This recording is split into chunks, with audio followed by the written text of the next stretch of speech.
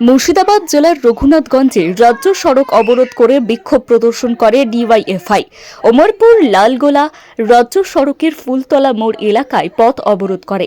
যদিও পুলিশের তৎপরতায় কিছুক্ষণের মধ্যেই পথ অবরোধ তুলে নেওয়া হয়। এই পথ অবরোধের ফলে লালগোলা ওমরপুর রাজ্য সড়কে যানজটে পরিণত হয়। পরিস্থিতি নিয়ন্ত্রণে আনতে কিছুক্ষণ সময় লাগে রঘুনাথগঞ্জ ট্রাফিক গার্ডের পুলিশ আধিকারিকদের।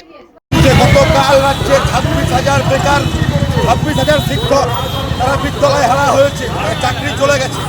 অপদার্থ মমতা ব্যানার্জি এবং সেই 16 সালে তৃণমূলের সেকেন্ড হ্যান্ড শুভেন্দু অধিকারী এই চাকরি চোরদের আমরা বলছি যে অবিলম্বে রাজ্যের মাননীয় মুখ্যমন্ত্রীকে পদত্যাগ করতে হবে এবং যারা যোগ্য চাকরি প্রার্থী তাদের অবিলম্বে বিদ্যালয়ে ফেরার ব্যবস্থা গ্রহণ করতে হবে।